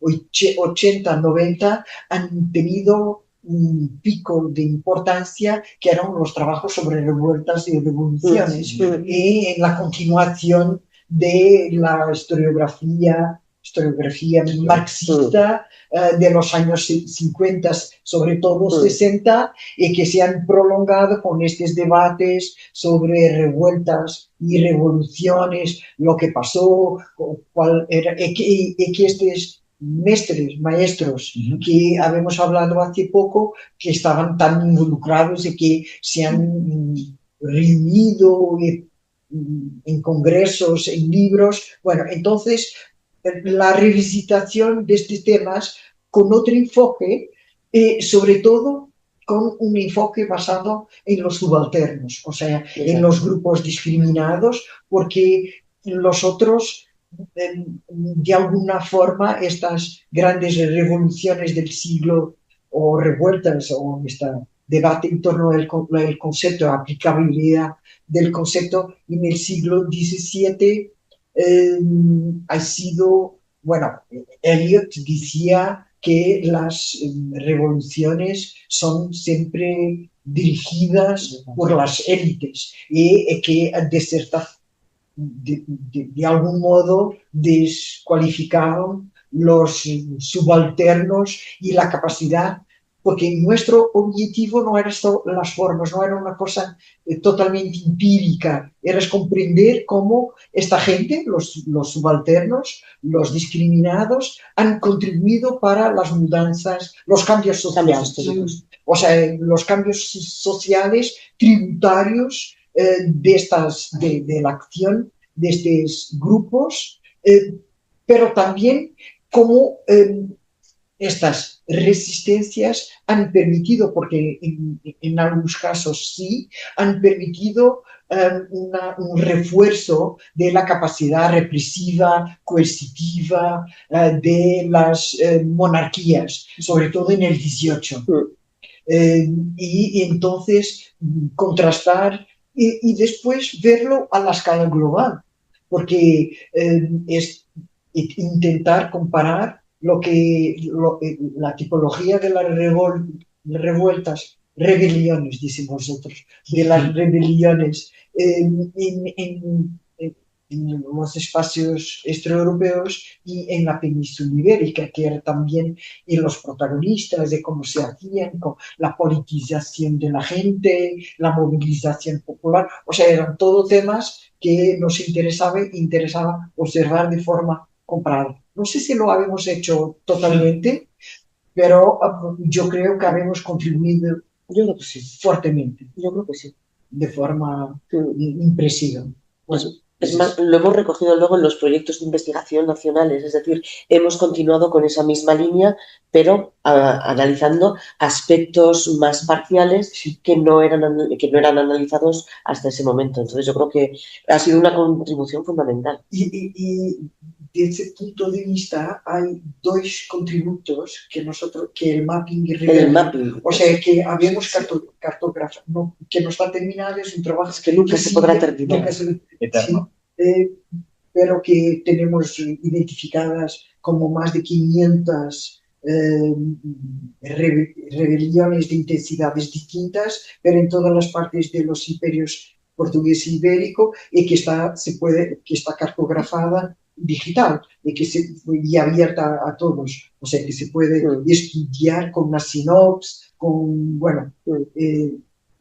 y que quizás cuando esto vaya para el YouTube podrás poner una leyenda con el link. El otro es sobre el léxico del léxico, el glosario de términos.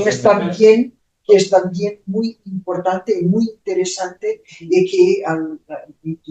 que sigue los contributos de la historia conceptual, y que hacemos como un análisis comparada del uso del léxico, de la resistencia de los subalternos, de los grupos discriminados. y que está también online en el sitio en línea del proyecto. Quizás podrás Puedo poner también el link. poner también. Hacemos difusión, el link.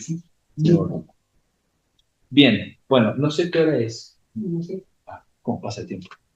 Bueno, dicho esto, bueno, la verdad que me han surgido muchísimas preguntas, pero también quiero dejar espacio al público, a los que están presentes, que ya hay una pregunta esperando. Abrimos entonces el turno tanto bueno, los que están virtuales como los que están aquí. No sé si alguien tiene alguna pregunta. ¿Qué Cristina tiene la primera pregunta? Bueno, pues muchísimas gracias, Susana, Mafalda, por aceptar esta invitación y sobre todo por la aportación que habéis hecho ambas con vuestras intervenciones.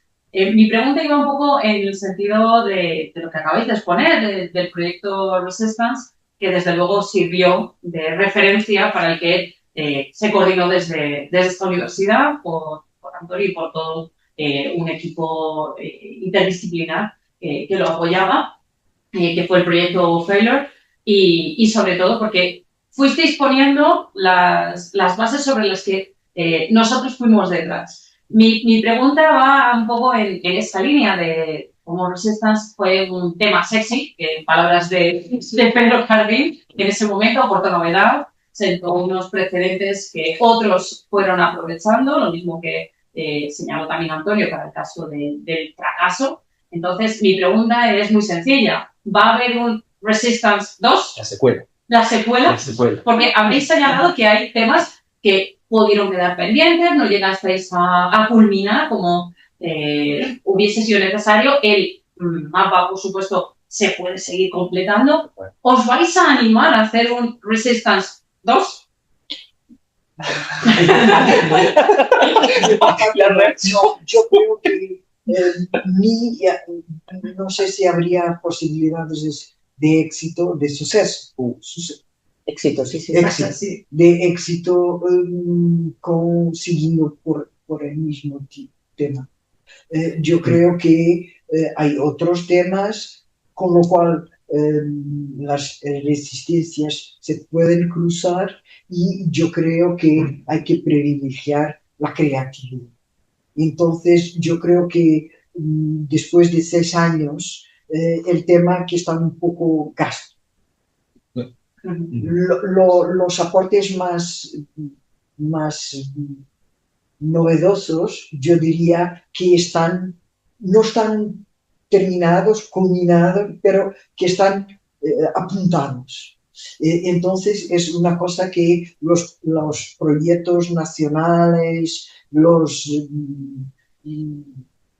de provinciales, de locales, pueden desarrollar de una forma más profunda. Yo, de mi parte, desde luego, lo dejaste ya germinado y ahora es el momento de que empiece a florecer todas estas grandes ideas que se fueron gestando a lo largo de esos 6 años, en los cuales, pandemia entre medias, desde luego la resistencia fue una plasmación empírica de lo que estabais investigando. Hay otro tipo de proyectos, incluso también europeos, que pueden, bueno, con otros temas o con temas cruzados, que pueden dar continuidad. Bueno, aprovechar lo que está hecho. Muchas gracias. No sé, ¿qué te parece? No, yo suscribo totalmente lo que has dicho. En su momento fue aquel. Nos costó mucho el definirlo porque somos muy habladores y muy discutidores, entonces discutimos, pero muy bien, y porque nos gusta discutir además, nos gusta discutir de historia y de planteamiento, entonces fueron magníficas para ir concretando un proyecto que yo creo que tuvo su momento. Sí. Y los resultados, bueno, pues, a ver, se nos olvidan, el mapping y el glosario son precisamente, yo creo, 2 de los resultados colaborativos más relevantes del proyecto. ¿Que se pueden ir complementando? Pues por supuesto, en eso habíamos ido quedando. Bueno, según podamos iremos complementándolo. Pero ahora mismo ya han pasado 10 años y no voy a decir que las cosas cambian. No, pero hay perfiles que van cambiando. Entonces, los jóvenes vienen con, bueno, hay que ver cómo se van madurando otras ideas que le darán otras perspectivas a los trabajos. Nosotros, yo creo que, sobre todo vosotros ya hicisteis la labor pesada administrativa que fue importante, entonces entiendo que toca un poco de descanso y luego pues hay muchas otros temas que se pueden abordar. Muy bien, muchas gracias. Marga, creo que Gracias. Bueno, muchas gracias a las dos. La verdad ha sido una felicidad, es la palabra, no solamente muy interesante, sino una felicidad el escucharos aquí.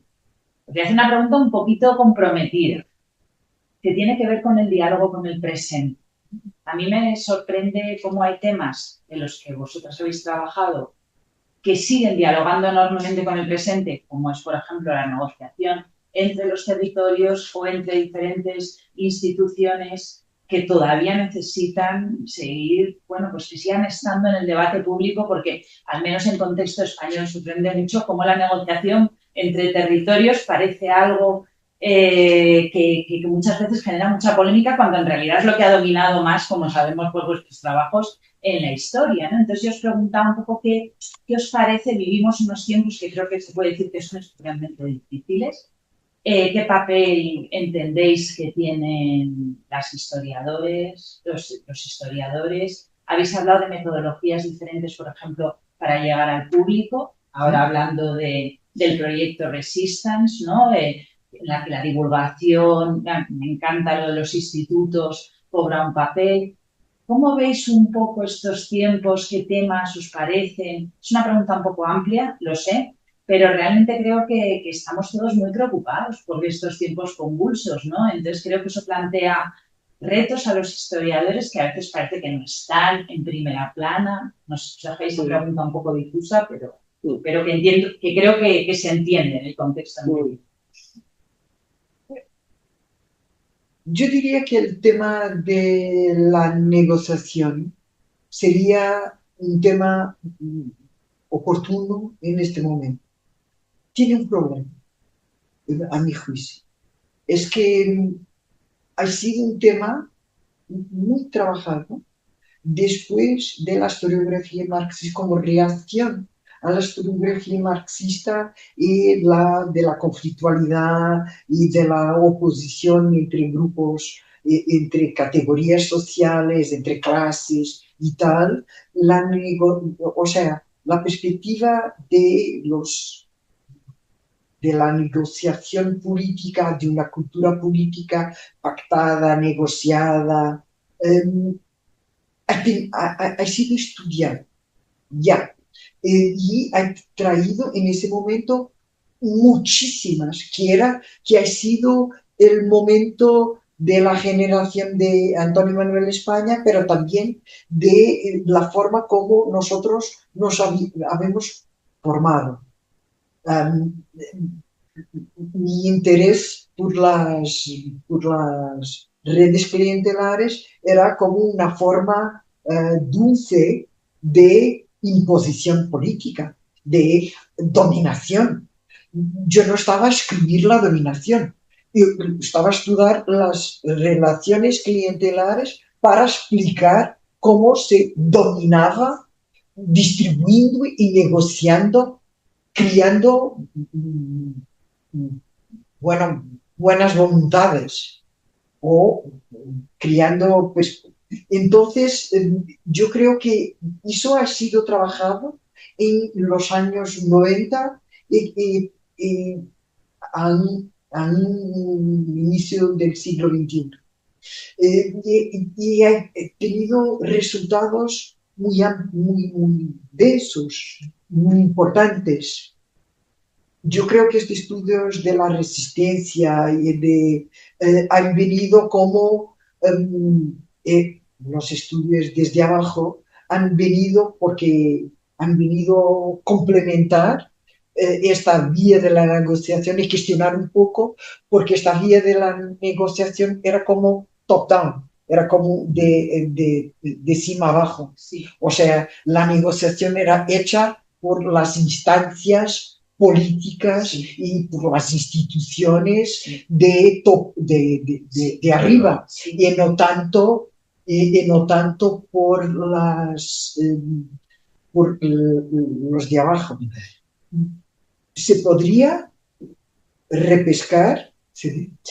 repescar el tema si vamos a ver la negociación, pero lo habíamos hecho un poco en el Resistance, la negociación que los de abajo hacen. Pero eso lo habíamos también hecho como forma de resistencia. Sí, la capacidad de acción, la agencia, ese término tan feo. Sí. Pero me parece que tienes razón en que para responder al mundo presente, que es un mundo hiperconflictivo y que está creando nacionalismo grande, o sea, que ha favorecido las perspectivas más nacionales, más encerradas, o sea, sería importante trabajar de forma más transversal y con otras formas de tomada de decisión, quizás procesos de tomada de decisión. Yo, mira, creo que igual estamos viviendo un mundo convulso, pero hubo también hace los últimos 30 años un mundo muy convulso. Es decir, no creo que sea especialmente convulso el que estamos viviendo ahora. Personalmente, igual, pues porque me tocó vivir en un mundo bastante más convulso, hace bastantes años. Entonces, bueno, lo veo convulso, pero lo normal dentro de la política y de la vida cotidiana. Tampoco me parece tan... Lo que sí que me parece que es importante es que todo esto estos resultados a los que hemos ido llegando, si podemos llamarlos así, que ponen en valor esas negociaciones, sobre todo desde abajo, pero también las de desde arriba, porque en el caso por lo menos de España, yo creo que en el mundo de la enseñanza, y pienso sobre todo de la enseñanza de primaria y de secundaria, todas estas perspectivas no han sido incorporadas en los temarios. Y creo que todavía esa labor nos queda por hacer. Que vemos los temarios, no sé cómo estarán en Portugal, pero en España los temarios de historia, en los que hay algo de historia moderna, por ejemplo, siguen siendo clásicos y tradicionales y en muchos casos rozando los años 50 y 60, principios de los 60. Con lo cual creo que tenemos una tarea de que nos entiendan, porque cuando llegas hablando de consenso y negociación en la época de los Austrias, dices, ¿tú quién eres de radical que me estás contando? Si aquí es cuando se forjó el monarca que... Entonces, hay lugares comunes que tenemos que todavía trabajar mucho con los docentes y luego con los chavales directamente, con los estudiantes directamente. Con lo cual esa labor que se empezó en el Resistance y de la que nosotros hemos aprendido muchísimo, porque ha habido colaboraciones con muchos docentes de secundaria, hemos aprendido pues cuáles son las formas de transmisión de este tipo de información a través de esos aprendizajes comunicativos que se utilizan, que se emplean de una manera mucho más activa y con muchísimo más éxito que en la universidad. Yo creo que tenemos que seguir insistiendo en esas cuestiones, sobre todo colaborando con quien sabe hacerlo, que son los profesores de secundaria, que para eso han hecho una carrera para transmitir esa información a los jóvenes. Entonces tenemos que colaborar con ellos, decirles lo que nosotros consideramos que son las materias fundamentales, que igual ya no son ni las constituciones, ni las guerras, ni los tratados, o sí, pero desde unas perspectivas que reconozcan lo que era la vida política, vital, económica, cultural y religiosa en estos periodos. Entonces, nuestro gran reto ahora mismo es nuestro diálogo en esos niveles de enseñanza, porque nos queda, al menos en el ámbito español, yo creo que mucho por hacer. Creo que a veces el problema también está en los programas. O sea, que también tendría que haber una vía de diálogo con los diseños de los programas de secundario, porque a veces son unos programas que no dejan tiempo para la reflexión, porque es a tema por... Entonces eso también a los profesores los lleva... O sea, que creo que además estoy muy de acuerdo con lo que dices, que habría que, desde luego, tener esa vía de trabajo con los profesores de secundaria, pero también con las instituciones y personas que diseñan los programas. Por ejemplo, América cada vez se queda más chica, sorprendentemente, en los programas de Es un complemento. Entonces hay que introducir todo lo que estamos pensando, quiero decir, y todo lo que es. No tenemos que ponerlo solo en un gran libro. Hay que extraer de ahí la esencia principal, que nos costará, pero eso luego tiene que calar, y no ha calado todavía, porque hablas con chicos de 17, 18 años, o básicamente llegan a la universidad en primero y vienen con unos lugares comunes horrorosos. Que entonces, claro, te cuesta 2 meses el intentar darles la vuelta y decirles que no estás haciendo política, sino que estás transmitiendo lo que llevamos ya mucho tiempo investigando y que es una realidad histórica. Bueno, Sí, Pablo, por favor. yo diría que hay un tema que también merecería atención por parte de las universidades, que son las humanidades digitales. Y la forma de incorporar las humanidades digitales en el futuro investigativo y docencia. Porque tiene muchas potencialidades, pero hay que tener mucho cuidado con la forma como se utiliza. Entonces, no es una cosa que la gente, a mi juicio, pueda aprender sola.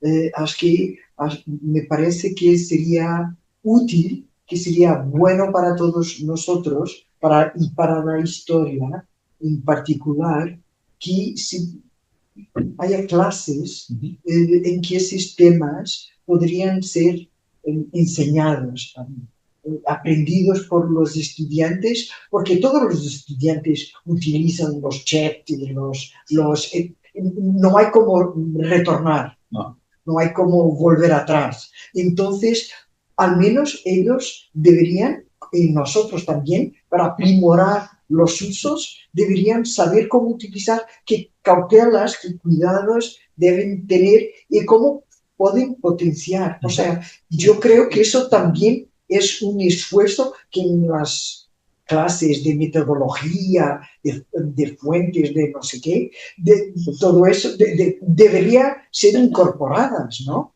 No sé si aquí lo son, en Portugal empieza un poquito, pero yo creo que además contribuye para lo que estaban preguntando, y Susana estaba mencionando, sobre la difusión en gran escala para públicos más amplios, porque son formas que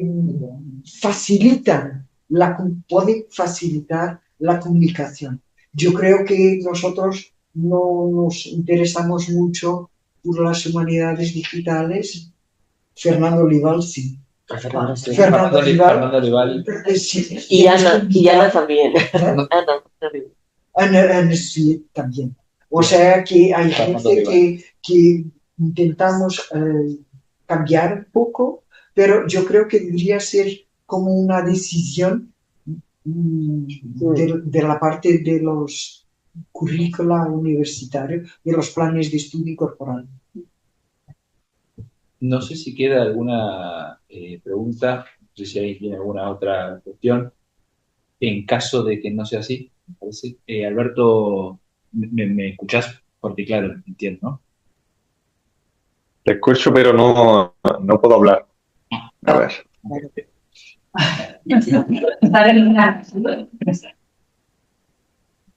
Ok. Bien, bueno, en ese caso entonces damos por concluida esta... Pero no me ok, gracias Alberto. Damos por concluida entonces esta decimoquinta sesión del ciclo.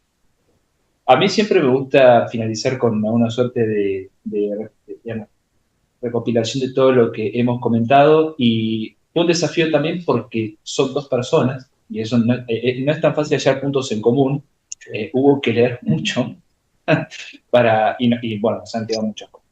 Pero como siempre decimos con Alberto, creo que es una instancia de mucho aprendizaje y las preguntas que han quedado pendientes, quizás cuando hagamos la segunda o cuarta, quinta sesión podrán volver, pero les agradecemos mucho con Alberto que hayan podido asistir. Para nosotros es siempre un privilegio. realmente porque aprendemos, leemos, y también para todos los que estamos aquí, porque sobre todo son derroteros diferentes. Cada uno de los invitados o invitadas que viene tiene una forma particular de acercarse a la historia moderna, hicieron la tesis con X persona, han escrito sobre esto, opinan de esto, han conocido este archivo, y es realmente gratificante, como siempre decimos y como me gusta recalcar. Así que sin más, les agradecemos mucho, insisto, con Alberto, Susana, Mafalda, que hayan podido venir, y a quienes están presentes y escuchando, especialmente que los puedan ver en YouTube, con el link del mapping. Del Excel. Porque es una cosa útil, claro. Porque está muy bueno. Los emplazamos el lunes 12, que tendrá lugar la 16ª charla con Thomas Glessener, que viene desde Marsella, cambiaremos de tema porque tenemos muchos militares, el lunes 12 a las 11 de la mañana, no en este sitio, sino en la sala de junta del Departamento de Historia Moderna, para comentar sobre flamencos y demás, pero nuevamente muchas gracias por haber venido, para nosotros ha sido un placer, espero que también. Y gracias a todos por estar presentes. Nos veremos la próxima sesión. Pues